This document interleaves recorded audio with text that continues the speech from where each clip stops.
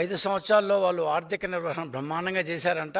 ఈ 10 నెలల్లో మేము అధ్వాన్నంగా చేశామని చెప్పి జగన్మోహన్ రెడ్డి గారు చాలా కోపంతో, ఆవేదనతో ఆయన ఏదేదో స్టాటిస్టిక్స్ అన్నీ ఇచ్చారు.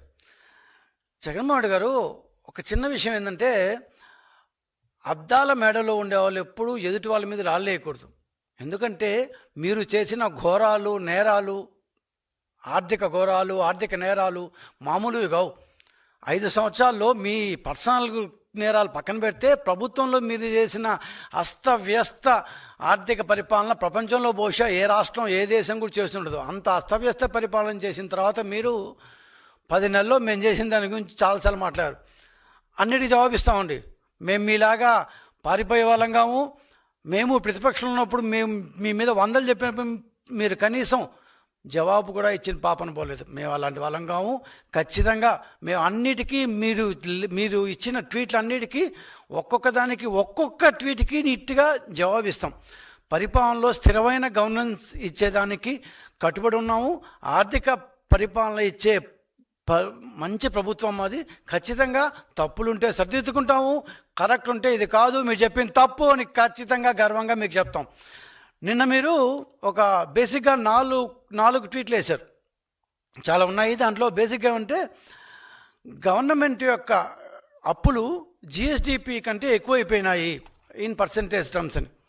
మీకు ఎవరు రాయించారో ఆ పాత సోమయాజుల కొడుకు ఇంకా ఉన్నారో, లాస్ట్ టైం ఏదో మీరు ఆయన స్పెషల్ సెక్రటరీ ఫైనాన్స్ అంటూ ఉన్నారు. ఆయనే మాట్లాడుతుంటారు, మీకు ఆపోజిట్గా కూర్చొని కాగితాలు అందిస్తూ ఉంటారు. ఆయనే ఇచ్చారో తెలియదు. కానీ అదేవిధంగా జిఎస్డిపి పర్సంటేజ్ రెవెన్యూ డెఫిసిట్ ప్రకారం ఎక్కువైంది.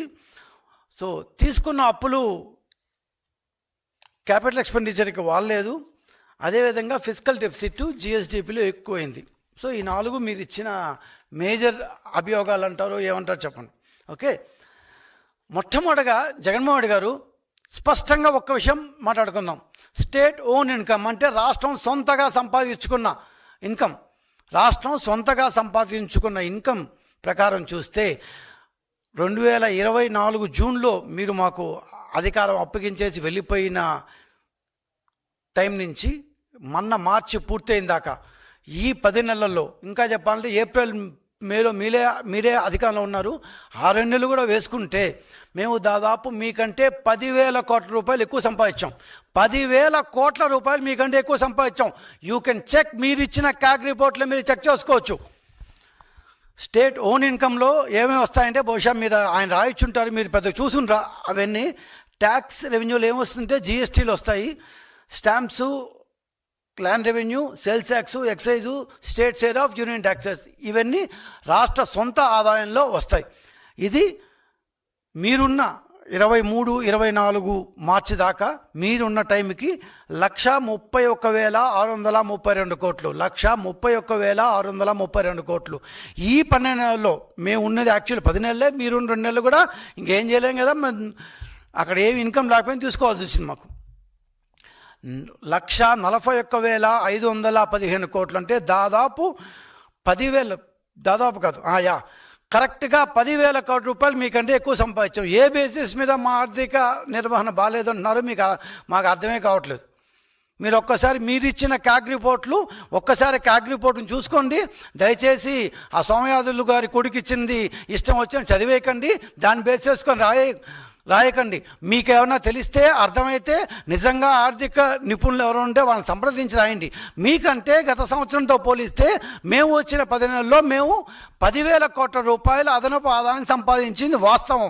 From 1,31,000 change crores to we have come to 1,41,000 change crores. ఇది వాస్తవం. అప్పులు మీ యొక్క లాస్ట్ సంవత్సరంలో 61,789 కోట్ల రూపాయలు అప్పులు చేశారు.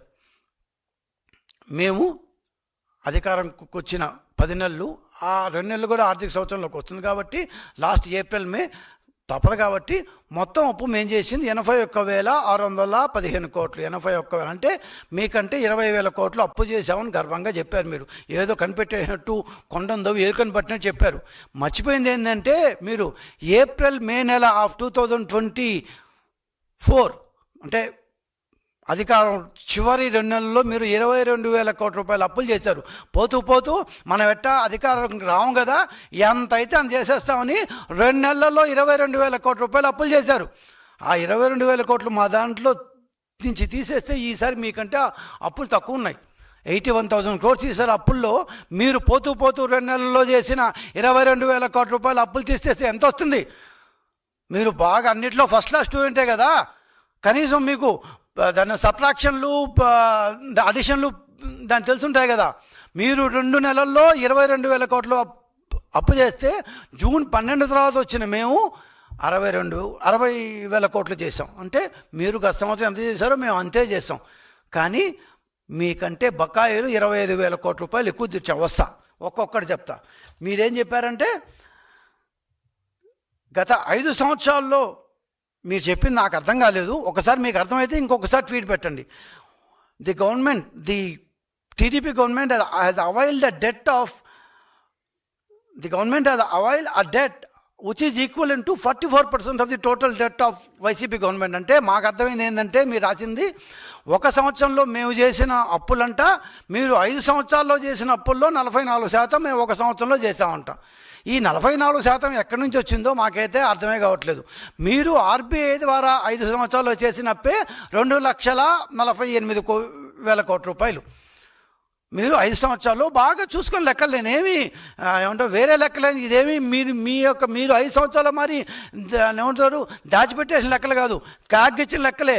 2,48,000 కోట్ల రూపాయలు మీరు 5 సంవత్సరాల్లో అప్పులు చేశారు. మేము మీరు ఇచ్చిన 2 నెలల్లో వేసుకుంటే కూడా మేము 81,000 క్రోర్స్, మీరు 2 మంత్స్లో 21,000 క్రోర్స్ చేసిపోతే మిగతా 10 నెలల్లో మేము 60,000 కోట్లు చేసాం. ఈ 44% ఎక్కడి నుంచి వచ్చింది?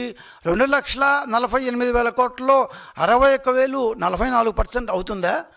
ఏం లెక్కలో ఏంటి ఇంకొకసారి చూసుకోండి. మాకైతే అర్థం కాలేదు. మీ బ్రహ్మాండమైన ఆర్థికవేత్తలు ఇట్లాంటి ఏమో తిమ్మిని పంపించేసే ఆర్థిక ఇదంతా మీకు బాగొచ్చు కదా, ఒక్కసారి చూసుకోండి సార్.